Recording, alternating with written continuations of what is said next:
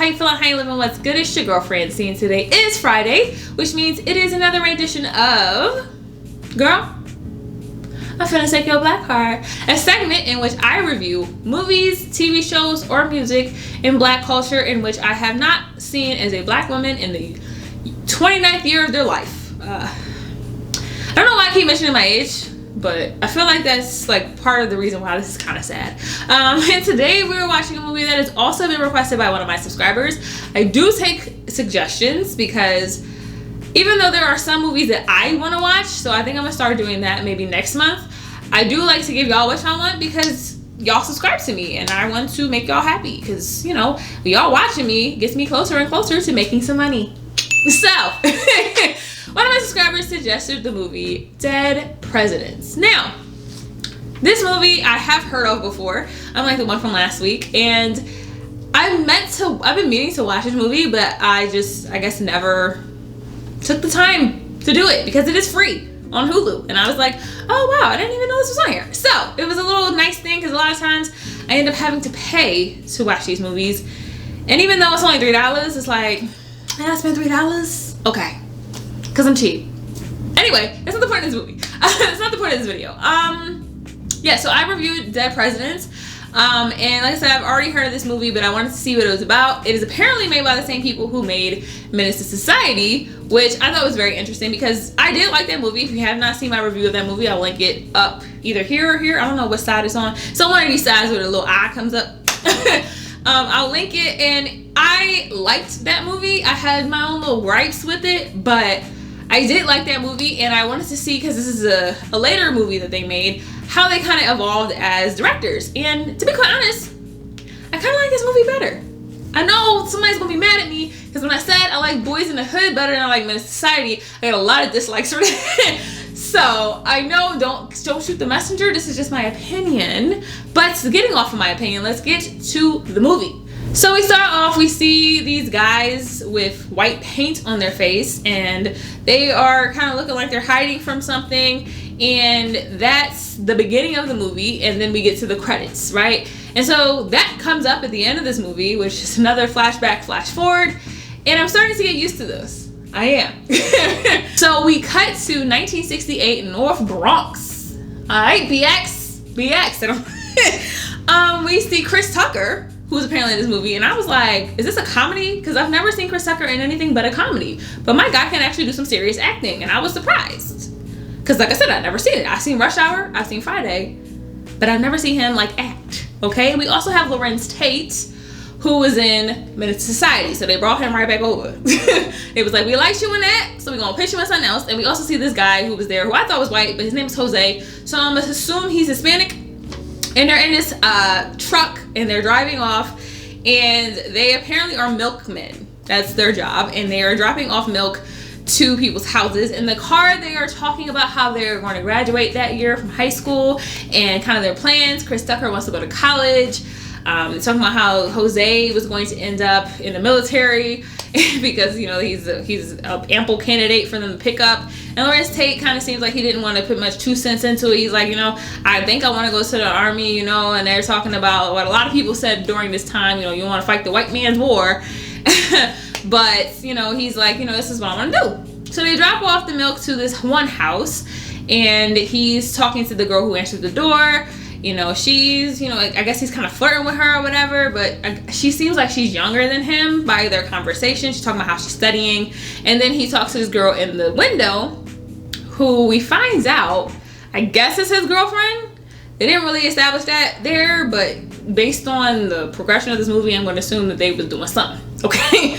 And so we see them, you know, he drops off this milk, they drive off. So we cut to the spring of 1969. And we see Larenz Tate, he's talking to people in the neighborhood, and they're giving him money because apparently he's running numbers for people for this guy who works at a bar. And it has Keith David in it, who was in Clockers, the one I did last week. Link that one here. Everybody is in the same movies, okay? There has been like a running list of at least 4 people who has been in more than one movie that I've reviewed in the 90s, okay? So they're just reusing characters and they all can act, so that's fine. And so he goes to see Keith David, who apparently runs his bar. He also runs the numbers, and he works for him. And then And then we see Terrence Howard, who I can't take my guy serious in anything that he does. I'm not saying he's not a good actor, but seeing him trying to act hard just never works for me. He never gave me that vibe. Even when he's done it in multiple different roles, it just doesn't sit with me. Especially the hairstyle he had in this video. This movie, I was like, I mean, I know this is the 60s, so maybe that was popular back then, but my guy just does not get me tough at all. But Terrence Howard comes in and he's talking about how they buy this kid in here, like, you know, whatever. And they play pool and Larenz Tate beats him. 8-ball, corner pocket.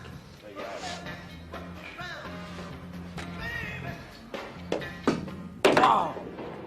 Yes, game. That's a good game, cowboy. Again, just to let y'all know, I'm not saying anybody's name in the movie. I'm just saying their actual names because I suck at remembering character names. It's been a while. If you're new, that's how these usually go. But he you know, Larenz Tate beats Terrence Howard and he gets mad and he pulls a knife out on him and it's like, I'm gonna stab you. And I was like, my guy, it's just a pool game. Like, calm down. Like, why are you so hyped? And Keith David comes out, breaks everything up. And one thing I did not mention is that Keith David's character is apparently a Korea vet, and he has a fake leg. So we cut to Larenz Tate and Keith David. They're driving somewhere. We don't really know where yet. And he lets Larenz Tate drive for him because even though he's a teenager, he still lets him drive because, you know, great influences. And so he lets him drive and he drives to this like restaurant looking place. And all of a sudden we see Keith David launching out this window with this man beating the crap out of him, like just beating him, okay? And this lady comes out the restaurant with a gun and he beats her up too. I was like, God dang, okay, this is violent. But then my guy, the guy on the floor, takes his leg because he has a fake leg, and I had to pause the movie because I died because it was so unexpected. I had to put that clip in because I watched this movie literally right after I watched Clockers, and I needed that laugh after that movie. But anyway, he gets in the car, Keith David gets in the car, tells Larenz Tate, drive off, like, you know, you're my getaway driver, essentially. Because apparently the guy he's beating up owed him money. Look, he ain't asked no questions. He was like, hi, I'm just driving off. I'm a getaway driver. It's fine. And so the next thing we see is Larenz Tate goes to see his family, and another reoccurring character, Mr. Isaiah Washington, is his brother. Because he's great at being people's brothers. And his mom is Jennifer Lewis, who I love. And I don't know who his dad was. I don't know if he was a popular actor back then. But he ain't really saying much in this movie, so he probably wasn't. Anyway, and they're sitting there talking. Apparently Isaiah Washington's character is in grad school. So, you know, he's educated. And he's trying to tell his brother that he needs to go to college. His mom kept saying, yeah, you can get a scholarship to go to community college. And he was like, nah, I want to go to the military.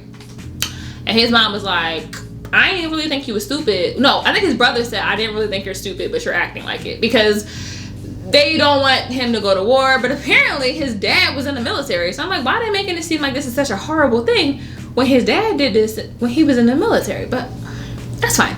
I'm not even going to question it. So, you know, his dad says, look, I'm going to talk to her. And so the next thing we see is they have their graduation party, and, you know, Larenz Tate is there, Chris Tucker's there, the little Jose is there. It's the only person's name I remember is Jose, to be quite honest. Jose is there, and they're talking or whatever, and Jose has a girlfriend. He wants to marry her. And it's like, oh, that's so cute. Even though they're in high school, so probably not a good thing. But he is planning on going to the military, so he was like, you know, I'm gonna marry her before I leave, which happens a lot. But they're planning on getting married, and then the girl from the beginning who was in the little window, she's there too, and they go and dance. And I will say, the soundtrack to this movie is amazing. Okay, because they're dancing. It's a Aretha Franklin song, and I forgot which one it is. Do Right Woman or Do Right Man. I forgot the name of this, but I love that song, so I should know the name of the song. But anyway, they're dancing to that, and she like, I got an itch, you need a scratch. And she was like, My mama ain't home, so you know, we can. And I was like, ew, you're like 17, get it together. I'm that old lady. He's like, oh my God, you're a kid. When I was 17, I swore I was an adult, but like now I'm like, oh my God, you're a baby. But they go to her mama house and they do the do. And I already predicted, because I was like, did they use any type of protection? No, they did not. And it was like 2 seconds long, which usually happens in that situation, because it was making me uncomfortable, and then it was over so fast that I wasn't, it was like 2 seconds of me being uncomfortable, because I don't like sex scenes and they make me uncomfortable. But anyway, that's my own thing that I have to deal with. But anyway, well, we cut to him in war, but the way we cut into that, her mom shows up, and her mom, you know, they're trying to sneak him out the house, and he's jumping over people's backyard fences, and then that cuts to him being in war. And I like that transition, because that was really, like, really good. And it was in 1971 in, I'm believing, Vietnam. I didn't know what city it was, but they said Vietnam. And he's there, and apparently Chris Tucker is there as well, because he ends up getting dragged to the war by Larenz Tate, because he tells him that, you know, this is the way to go, because he had already done 2 tours before Chris Tucker showed up. We learned that periodically through the scene, but I'm just gonna set that up for you now. So we cut to them, they're all going to this, you know, they're shooting at people, and it's just a lot of war. And there's a guy who already got shot, and he's like, come on, you can make it, you can make it, and then he ends up dying, which is very sad.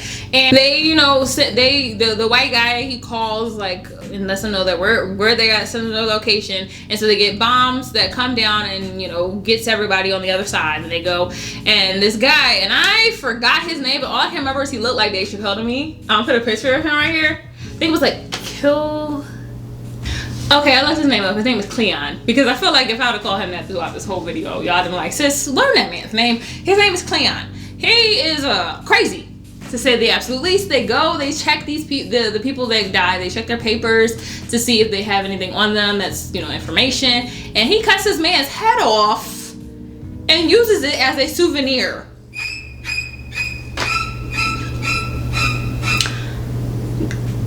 I mean, if you look at the word sociopath, psychopath maybe even, I feel like his picture would be there, because he carries his head around with him. My guy is crazy, and apparently his dad is a pastor, which I was like, I'm not surprised. I grew up in the church, and I know a lot of pastors' kids, and they are weird. Now, granted, I am also one, so that makes sense too. So the next thing we see is that they end up at this like point where they're going, you know, they get some beers, they sit down, we find out Chris Tucker ain't really cut for this. He like, look, you know, I came down here because you told me it'd be a good place, but like, this ain't really for me. And I was like, yeah, we can tell. And we find out, like, I assumes old boy's girl that he was messing with got pregnant, because duh. That usually is what happened in movies anyway. But he's like, look, I can't think about that, because if I think about that, then I won't be able to survive here. So I haven't really kept in contact with her, which I'm like, ooh, that's kind of messed up, especially since she had your baby. But we're not gonna judge him, you know, he's at war. I've never been to war, so I don't know how that's like. But then we cut to them, they're going on another mission.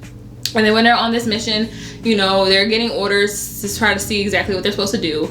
And Cleon has his head with him still, which apparently is like rotting, and so he makes him bury it because nobody wants to smell that. That's disgusting. And so one of the guys goes to the bathroom, and they're like, oh my God, don't leave. Why would you leave him alone? Like, why would you let him go out there by himself? And so they find him, his guts is literally out, and I thought he was dead, but apparently he wasn't. And that was graphic. I'm 100% sure I can't put that in this video. But I was like, again, I watched this after Clockers. It's still morning time. Like, ew. Anyway, so we see them trying to get him to get some help. He gives him some morphine, and Larenz Tate is like, I can give him some more morphine. And he was like, no, if you give him morphine, he's gonna die. Like, you can't give him 2 doses of morphine, you know, to kind of help with the pain. And they get to the point they're supposed to go to kind of do what they got to do for their job, their military job. I don't know how I've never been to military. I don't know what the hell it's called. But they go to the point they're supposed to go to, and they have the guy sitting there, and he like, the guy whose guts is literally out, he's to Larenz Tate like, kill me. Please kill me. And I'm like, yeah, I understand. I would want to die too. I don't really know what I would want to do if my guts were literally out. I just don't think I'd want to live.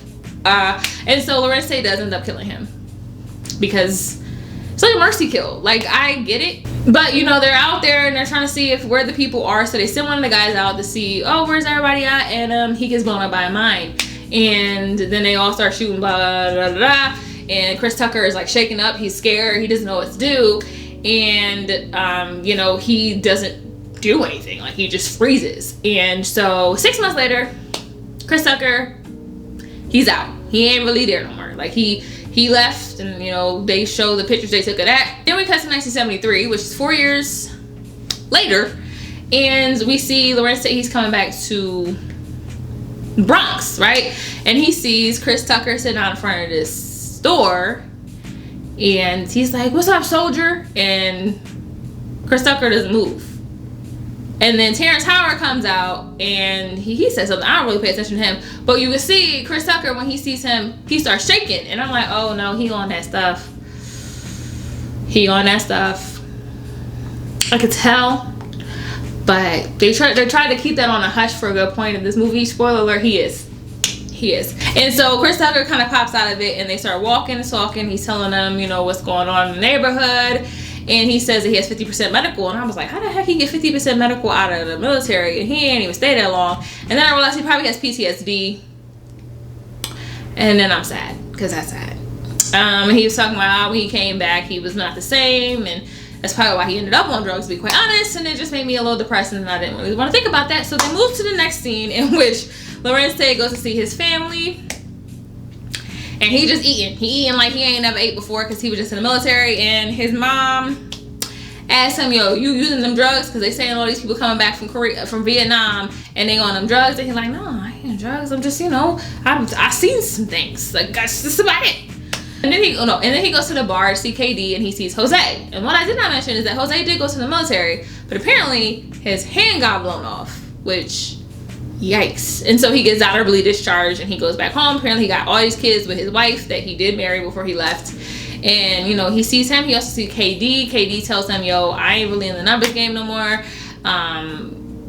Cuddy is over on that, and Terrence Howard's character is working for him. And then, because you're thinking, this man has a kid and he's been everywhere but to see his kid. He finally goes to see his kid, okay? He goes to see his kid. He goes to, you know, the girl's house. Her sister is growing up, and he talks to her sister, and her sister is obviously like Black Panthers. Like, you know, you should never went to that war. Black man shouldn't be fighting the white man's war. It's like, oh Lord, yeah, that's a fight the power type speech. I thought you were going over to the communists. Nah, not me. I think if you were smart, that's what you would have done. What? Man, you don't know what the hell you're talking about, girl. Nah, it's cool. I mean, it's not your fault you've been brainwashed by America.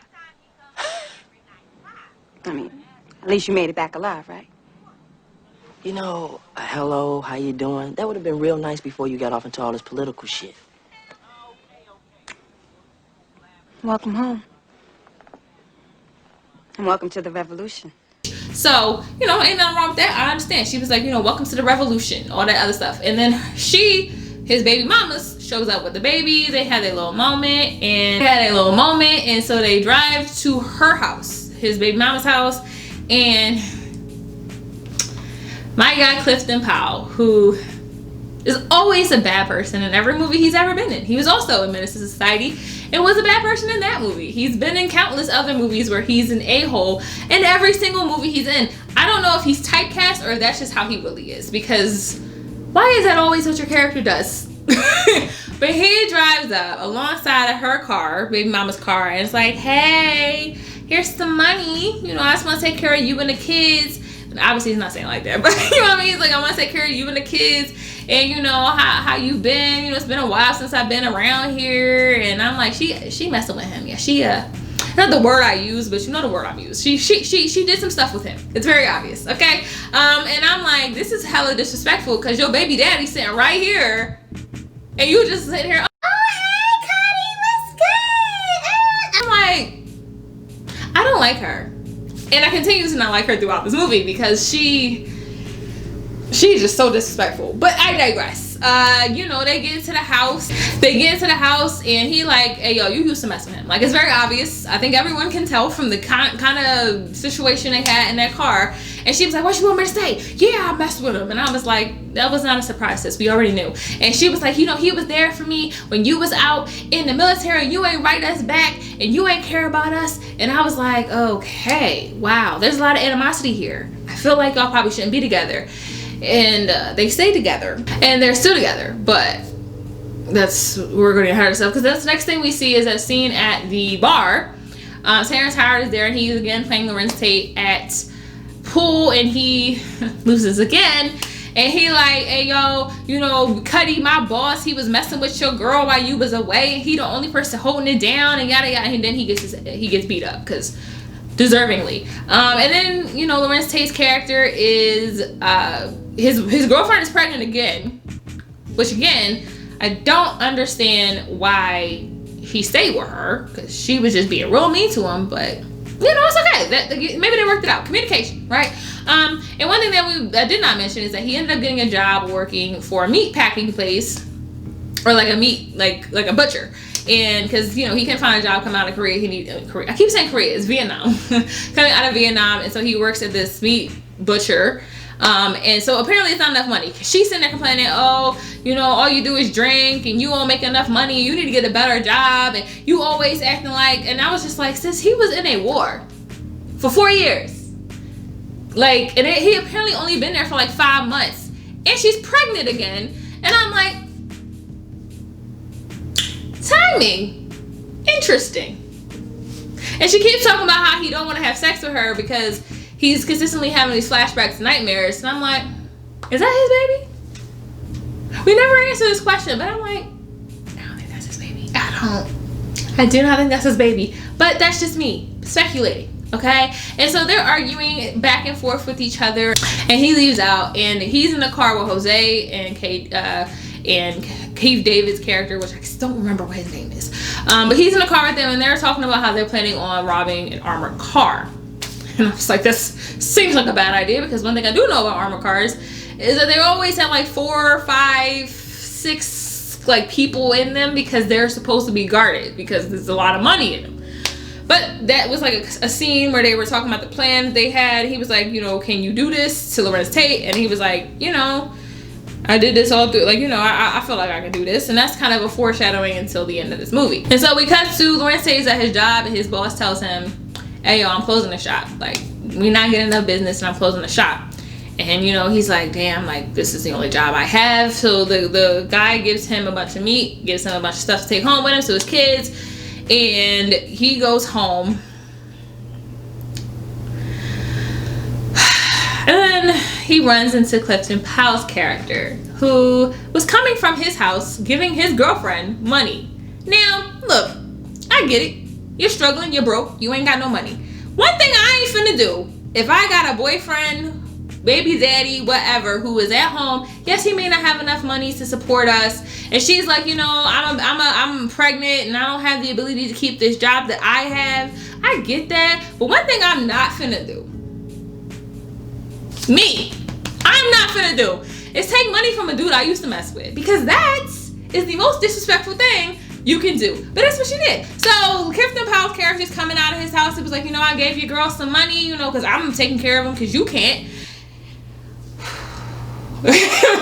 And I was just getting real irritated. And so they get into it, and he knocks him out and pushes Larenz Tate down the stairs, puts a gun to him, and is like, you know, whatever, you don't be trying to come for me because you can't, because you ain't on my level, you can't do what I'm doing. And so Larenz Tate is mad. Okay, he gets up, he picks up all his groceries and stuff, and he goes to the house, and he's like, hey, yo, why are you taking money from this man? Like, and she was like, well, he's not gonna take it back anyway if I did want to give it back to him. And I was like, sis, you realize the disrespect here. Like, I don't think you, okay, look, I know you need the money, but there is other ways, okay? There's other things you can do. But she was like, I'm not giving him money back. And she was like, are you still effing him? Because that's exactly what I'm thinking. Like, no, I mean, there's people who are kind, right? There's people who are very kind, but I don't really know many men that's just gonna come through your house and give you money if you not. Now, like I said, there's some nice people out there, but I just don't know. So she was like, is that what you want me to say? You want me to say I'm effing him? And I was just like, oh my God, I don't like her. I just don't like her. Because one thing I didn't mention is that he's having nightmares and flashbacks on a regular basis, and she's just acting like she irritated by it. And I'm like, this man's been in war, sis. Like, you don't know.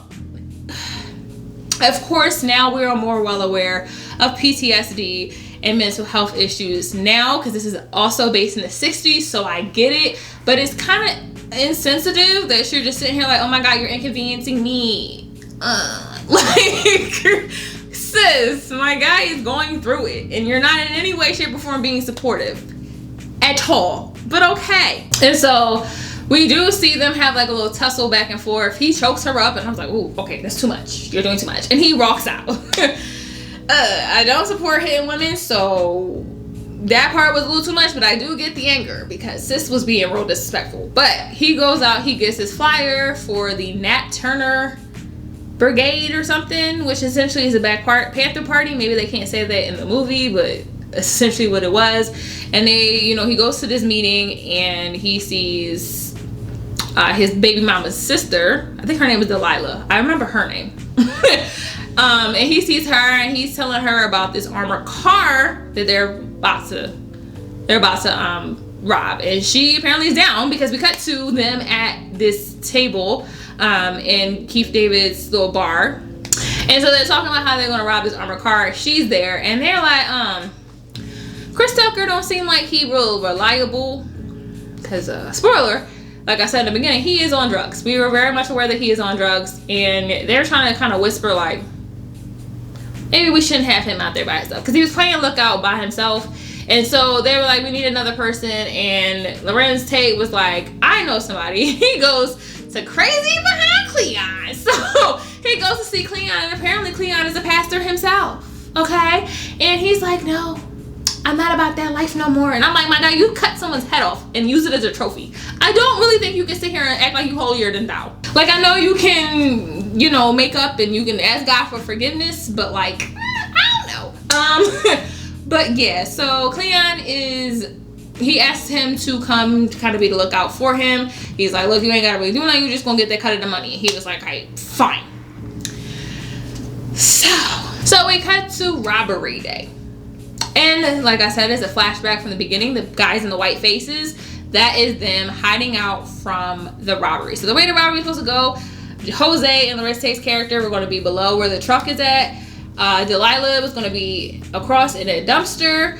Keith David was going to be the getaway driver, because apparently he was a getaway driver in the past. And Cleon and Chris Tucker are going to be the lookouts. And as I suspected, because this is just too complicated of a thing to do, like robbing an armored car is like top tier robbery. You can't just start off with that, okay? But yes, okay, everything goes wrong as suspected. There's a security guard that comes up to Cleon and is like, hey, you sitting here waiting for the bus? The bus don't even start this early. Like, why you out here? And they all getting suspicious because they're like, oh no, he gonna be here when everything's going down. They don't need an extra person out here. So, you know, Cleon's trying not to do anything because he doesn't want to get his hands dirty. He said he didn't want to get his hands dirty. So he's like, oh, you know, trying to go along with it. And then Chris Tucker's character ends up shooting him because, yeah, he's making it hot. Like, okay. And so that triggers and alarms the cops who are out there while Larenz Tate and Jose are about to rob them, and they, you know, start shooting, and eventually the way this ends up going, they kill Delilah, which I liked her. That made me upset. I was like, damn, they killed the most likable character in this movie. But okay, like besides the main character, but she gets shot and they're like, oh my God. And then Jose, one thing I did not mention is that he's supposed to be the demolition guy, because he learned that in the military. He was supposed to blow up the back of the truck to make the doors open so that they can, you know, get the stuff out of the truck. He ends up blowing up the whole effing truck.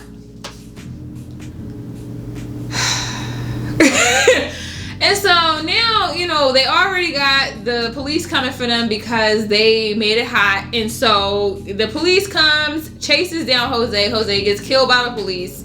So he did.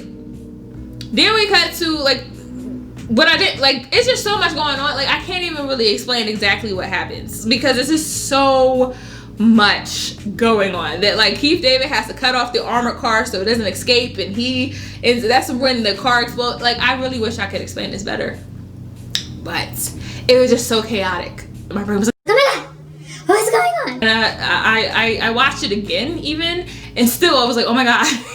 Like, it's very intense. And so, like I said, Delilah's dead, Jose is dead, but we do cut to them, 4 of them, Chris Tucker, Cleon, Larenz Tate, and Keith David. They are at the bar counting the money. They have $300,000, which I guess in the 1960s was a lot of money, because I'm like, you did all that for $300,000? $300,000? Really? That wouldn't even pay my student loan debt, for real. But okay. But they get $300,000. They split it up 5 ways because they wanted to give Jose's money to his kids, which I think was noble. And so then we see Chris Tucker and Larenz Tate. They're giving out toys to kids for Christmas, and that was cute. But then we go to the bar, and Keith David's like, hey, yo, your guy Cleon is just giving out money to people, which is kind of making it hot because he's telling people, oh, God gave me this money. He's spending money on a Cadillac. Because one thing you need to know, if somehow you get a legal amount of money, which what you doing? But then just in case you get an illegal huge amount of money, don't spend it all at once. That's the most suspicious thing you can do. And it got him booked. And so Cleon is arrested before Larenz Tate can go talk to him. And as suspected, because my guy was real jumpy, he snitches on everybody. And so we cut to a scene of Chris Tucker in his house, and the police is raiding his house, and apparently Chris Tucker OD'd, which is so sad. And they were playing Al Green, like the whole soundtrack of this movie. They were playing I'm So Tired of Being Alone, and I was like, oh my God, it's so sad because he was alone while he died. And so, since they got Chris Tucker, Keith David, and Larenz Tate, they're like, yo, we need to get the hell out of here because they coming for us next, as they did because they came in the bar before they could leave and arrest him. And the next thing we see is Larenz Tate is up for trial, and not up for trial, he's up for sentencing. And the judge is played by Martin Sheen, who apparently also was in the Marines, in the military, because that's what his defense attorney was like, he's in the military, have some sympathy on him, he fought in the war, and he was like, I was a Marine too, and I learned respect and honor, and obviously he doesn't remember that, and blah blah blah. So he's getting 15 to life, and he's like, life? Oh, what he talking about, life? And he starts spazzing out, and the last scene we see is him in the little prison van, and they're driving up to the prison, and that's the end of the movie. And so yeah, that is my review, or I guess my reaction or my synopsis of Dead Presidents. I really like this movie. I think it definitely was a cohesive storyline. Everything kind of went together. It had likable characters, it had unlikable characters, and to me, and I know I'm gonna be controversial because y'all don't like when I say this, it wrapped up the movie pretty well. I wish it had a better ending, but it's kind of like, he ended up going to jail, and it's really sad because he was trying to get a better life for himself, to go to the war. He couldn't get a job when he came home, and it's really sad because it happens to a lot of people who go to the military even to this day. This country, it's great, isn't it? It's just so great. But yeah, that is my review of Dead Presidents. If you like this video, hit the like button. Oh, rating, because I keep forgetting to do this. If I had to rate this movie, scale 1 to 10, I rated it an 8.5. I think it was pretty good. I think the acting was good. I think the storyline was good. The pacing was a little but I think that everything was pretty good, pretty well put together. And like I said, they wrapped up things pretty well, which, even though it was a sad ending, it definitely made sense. So with that being said, if you like this video, hit the like button. If you have any comments, questions, or concerns, put them in the comment section below. And if you haven't subscribed already, please hit the subscribe button. I am trudging along in my subscribers, and I appreciate you to be one of them. So go ahead and hit that subscribe button. Alright, it's right there. Go ahead. Alright. And I'll see y'all tomorrow. Bye.